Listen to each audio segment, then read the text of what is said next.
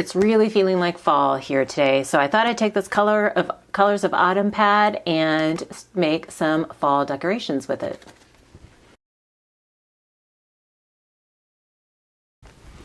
Hey guys, it's Beth. Welcome. I'm still working on this Colors of Autumn pad. I'm getting down to kind of the bare bones, and I wanted to do one last kind of different project before I finish it off with cards. So today we're going to be making some fall decorations using the paper. And I have a couple different projects that I'll show you. I'll walk you through how I do it and then like the supplies you need and all that. But I just thought it would be a fun change of pace, and it's a quick and easy way to put your paper to use and add a little fun decoration to your space as well. For project number one, you need a piece of wood, any size, as long as you have paper to fit whatever size wood, some paint, scrapbook paper, Mod Podge. You don't need the giant bottle, just a little bottle will do. You don't need much for this. Hot glue gun, some ribbon or twine, some sticks or something to use as a stem, and then brushes for your paint and your Mod Podge. I went ahead and pre-stained mine or painted it just because of dry time. You could use paint. You could also use some brown wax if you have it, either one. And you could even use stain if you wanted. It's just to give you need the sides painted and then just a little bit enough on the inside so that if for some reason your paper doesn't come all the way to the end, you're not seeing unfinished wood. So it just kind of dresses it up a little bit. So for this particular one, I had decided I wanted to use this Hello Fall cut apart. So my block is just shy of the cut apart size, so I'll have to cut it down. And then I found this paper that coordinates with it for the back. If you like the idea of using the cut apart but don't have a cut apart that goes with whatever paper you're going with, you could always take a stamp that has kind of a larger saying. For some reason this one's hard to see. Like this says happy fall, y'all. You could use something like that and just put it on some other paper, or depending if your paper isn't very dark, you could stamp it directly on it. So you could always make, or you could use a sticker. You could always make your own like decoration for the front part. I don't always use something for the front. I made some ones previously that didn't have any kind of wording. It was just like images on the front. From the paper, and it was just fine. But I just thought this was perfect, especially since I had found some coordinating paper to go with that cut apart. So we are going to use this to make our first pumpkin. The first thing we need to do is trim our papers down. I am not going to necessarily give you measurements for all of my wood pieces today because most likely yours are going to be different. So you just need to measure your pieces and trim your paper down accordingly. For this one, I kind of just kept taking some, like a little bit off of each side of the cut apart till I got it to where the Hello Fall was centered and it fit within my block size, and then trimmed the back paper down to the same size. Next, we add the Mod Podge. I add it to the block and the back side of the paper. This will help prevent air bubbles and make it easier to smooth it down. I'm using a little rubber squeegee from from Plaid, who makes Mod Podge. You could also use a Cricut scraper if you have it, the Pampered Chef stoneware scraper, credit card, just something that kind of would let you push out any air bubbles and smooth out the paper, but don't push so hard that you tear it.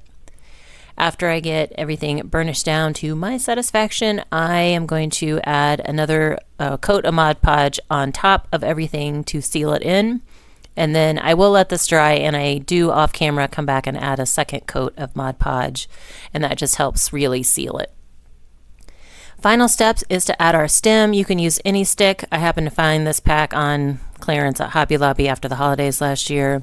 Liked how they were just kind of uniform in size and not so lumpy like the sticks in my yard. You could totally use sticks in your yard. That's what I've done in the past. I just took 2 pieces of twine and cut them down to kind of give myself a double knot here.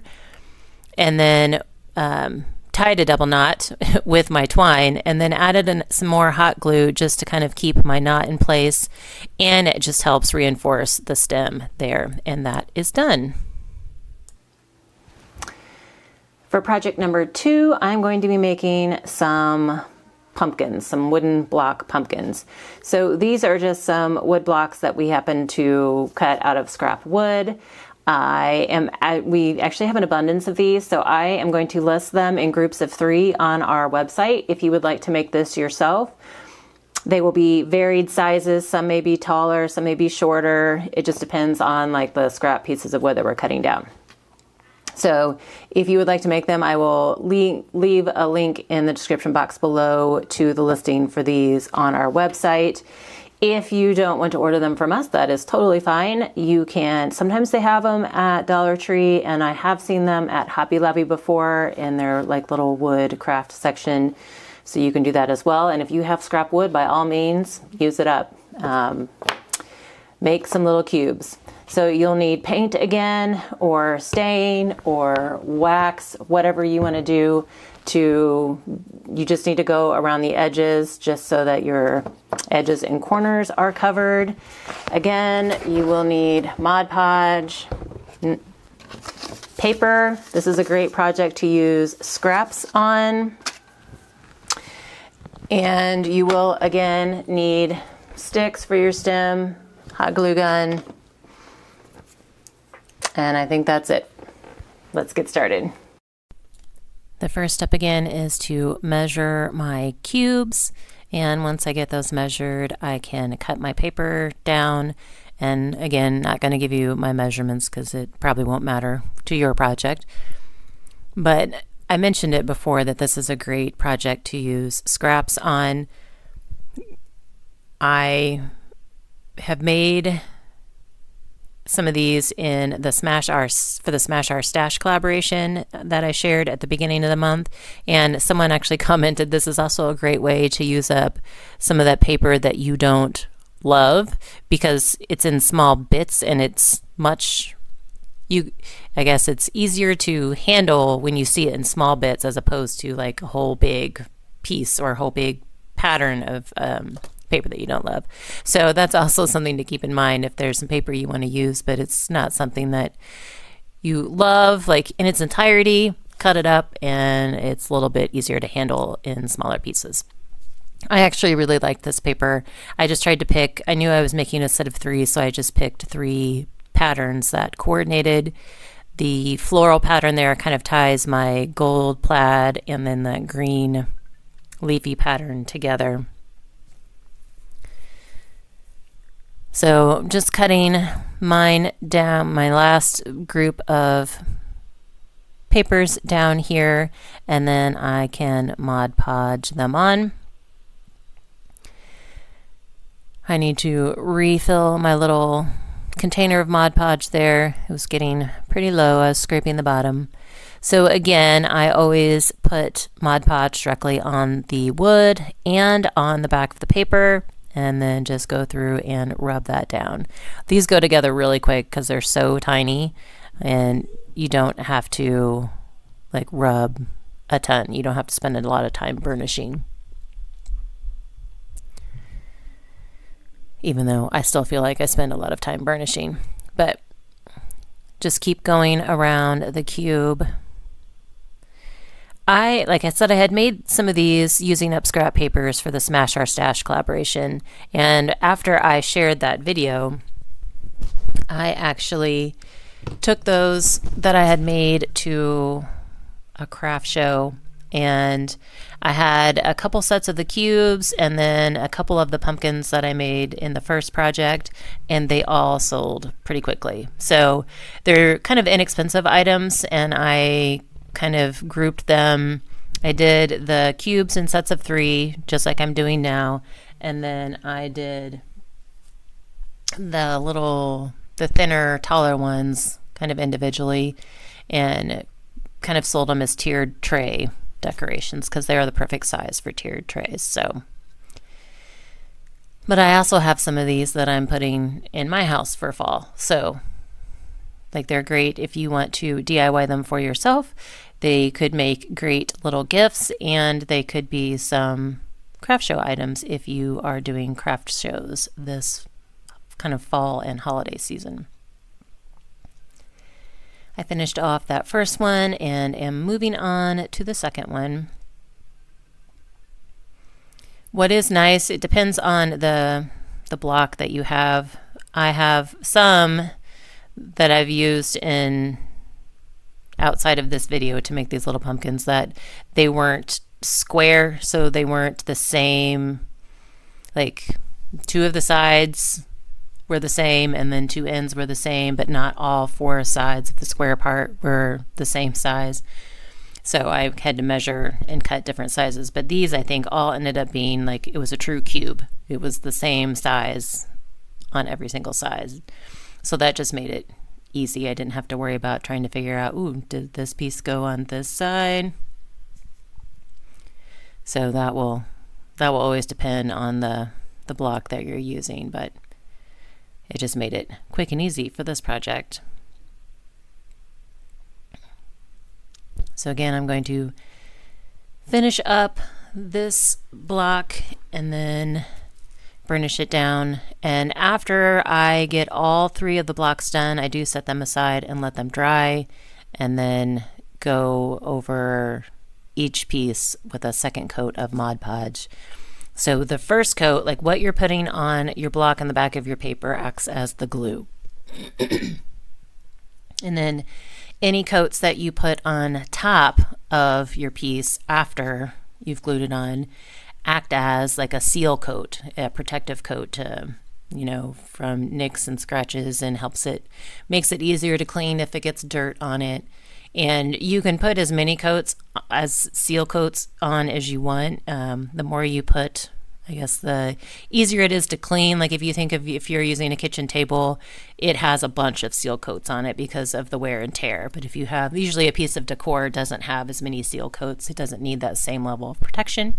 So just something, kind of a side note.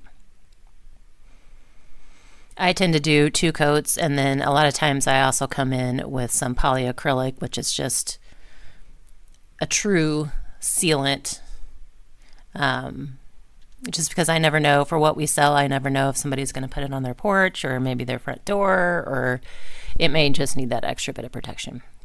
So finishing up this final cube, and we'll coat it with Mod Podge all the way around. And then I will set them aside, let them dry, do the second coat, and then we will be back to add the stems.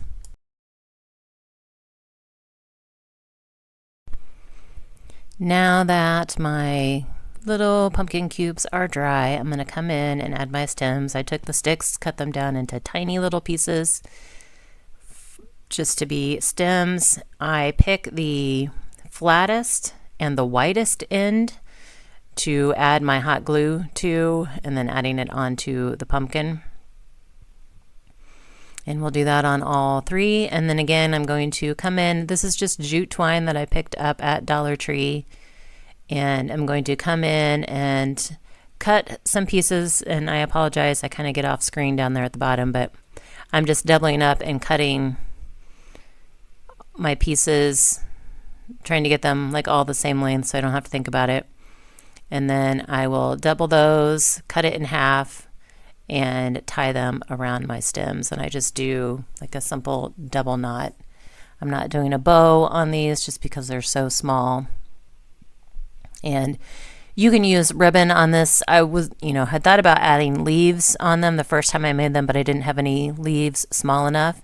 But it's just something to add a little bit to the top, because if you think about a pumpkin, it usually has vine tendrils coming out from it or leaves or something. So this is just to add that little extra flourish kind of on top of the pumpkin. But like I said, depending on the size of yours, you can use whatever you want, ribbon, twine. It's up to you and what you want your pumpkins to look like. So I will finish up this last one, and then these cute little guys will be finished.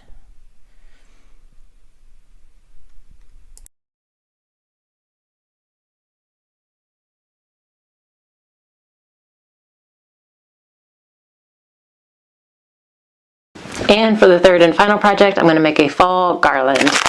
I picked up these, they're color your own ornaments from Dollar Tree. I have leaves, acorns, and pumpkins, and so I'm going to use a couple of each of these, and we're going to cover them with paper, add some twine, and it'll be a fun little fall-shaped garland, I think.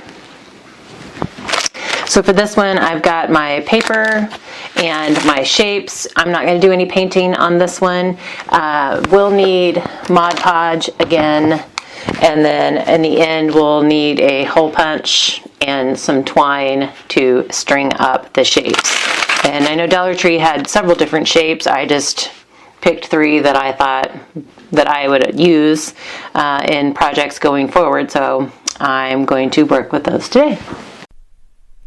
So to start these off, I'm just going to trace them on the back side of my papers.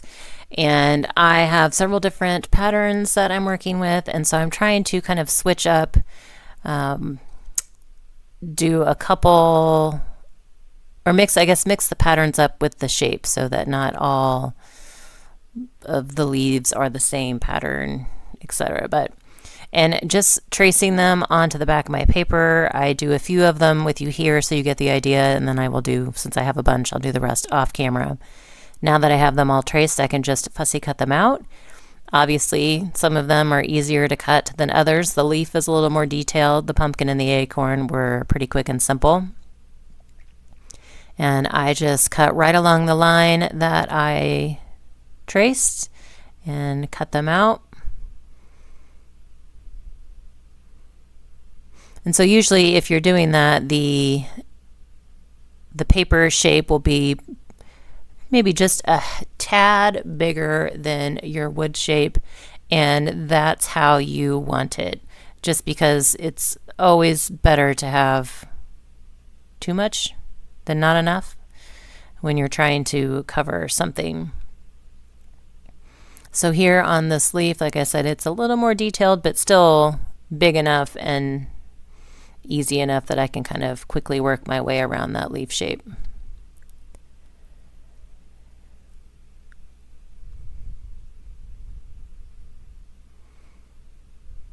So there's 2 down, and then I will do my third shape, the acorn, one of those with you as well, and then I will fussy cut the rest of those off camera.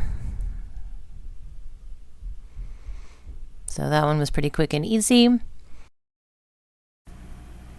And then once they are all cut out, I can get them applied to my shapes with the Mod Podge. So again, just like always, Mod Podge on the wood and then Mod Podge on the back side of the paper. And then burnish that down. And on these, I do kind of go around the edges because, like I mentioned before, like you're going to have just a tad bit of overhang, and I just kind of fold that around the edges as I work my way around with my little scraper, and it just kind of helps fold it over, and then once you seal it, it should stay down and kind of adhere to the edges a little bit. Moving on to the leaf. And one thing that if you are tracing on the back side, you want to make sure that you have the right side of your shape up, because so like I did the leaf and it wasn't completely symmetrical, and so I put the Mod Podge on the wrong side of the leaf. So pay attention to that. Learn from my mistakes. Do as I say, not as I do, kind of thing.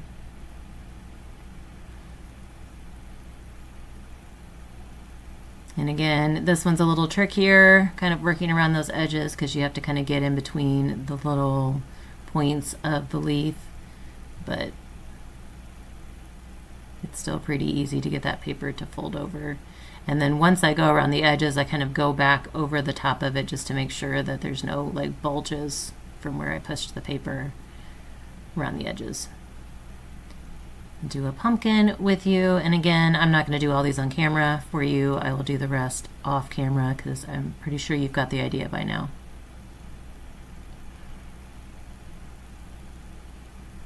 But get this one burnished down and then work my way around the edges.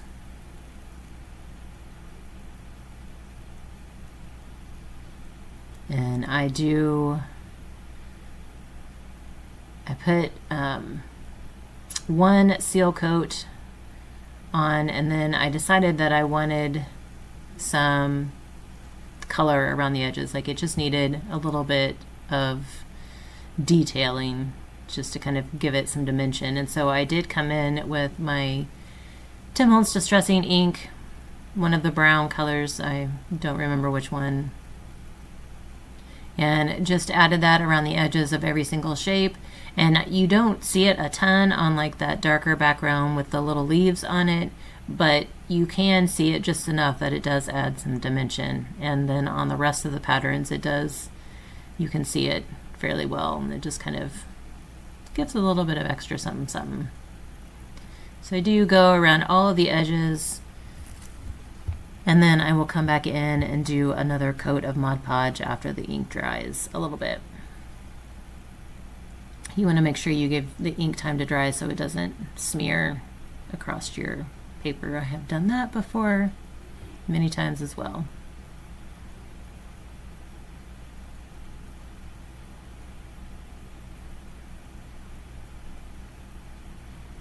So here I am adding that final seal coat of Mod Podge. I will finish those up off camera. After everything has dried, I'm going to come in with my We Are Memory Keepers hole punch, and some of my shapes had holes already punched in them, and so for those I just try and find the hole on the back side, line it up, and punch through so that the paper also has the hole on the front. Sometimes cutting through the wood, my little pieces get stuck in there, so I have to clean it out every once in a while. But one thing I love about these, the We Are Memory Keepers hole punches, is they cut through just about anything. I've cut through wood, leather, chipboard, so it's pretty amazing. And I'm using the smaller hole punch on that particular. That was the double punch that comes with the eyelet setter. Now I'm just trying to figure out how I want these to, like what order I want them to be in. I kind of fuss with it a few times. I wish I would have paid more attention to the patterns I did on each when I was putting the paper on, because that kind of causes me some issues trying to figure out how I want the patterns to go as well as the shapes. I decided in the meantime that I wanted to add some beads in between each shape, and so these are just wood beads. I usually get mine off of Amazon in like bulk amounts, but you can find them sometimes at Dollar Tree. Hobby Lobby has them. I'm pretty sure Michael's has them. I will find some to link below, but I just take my twine and I add some regular clear Scotch tape on the end, and that just helps to thread it through. You could use a needle as well, but there are some holes on the beads which are smaller, like one hole on one end is smaller than the hole on the other end, which causes me some issues on some of the beads, but it kind of figure out to look at the holes before I stick it on the twine so it gets better after a while. But anyway, I'm just threading a few. I think I do 3 beads and then a shape, and then 3 beads and a shape, and kind of continue on. I will be sure to link any of the products that I use in the video that I can find. Some of them will be from our website, and then some of them will probably be from Amazon.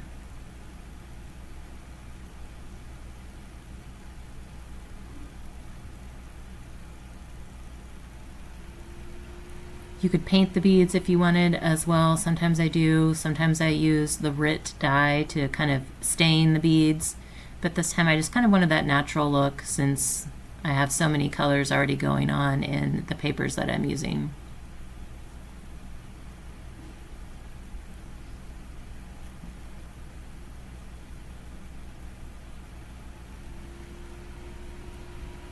Other than trying to deal with the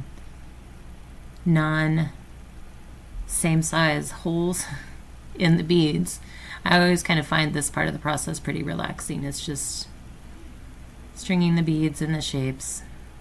It's like the hard work is done. I don't have to think about it anymore.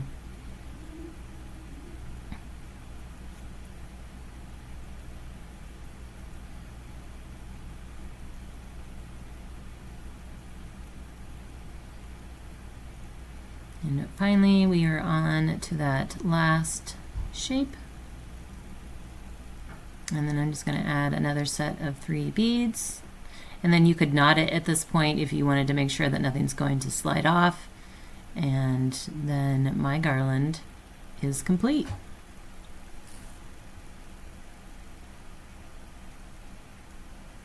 So here are the finished projects. I have them hanging on the foam mantle that's in my studio. You can see my garland and all the shapes.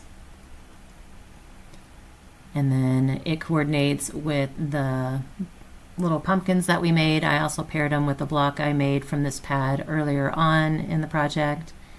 Again, I will include links below. Please let me know if you have any questions, and please let me know if you have a favorite project from these 3 projects that I shared with you guys today. I think mine is that I ended up doing some more green pumpkins to go with the Hello Fall one, and I think that set right there is my favorite. I just love how the greens work together, and then the Hello Fall, the nice gold touch on the wording there. I think that one's my favorite, but let me know which of these was your favorite. Again, thank you guys so much for your time today. Hope you got some inspiration and ideas, and I hope you all have a very crafty day.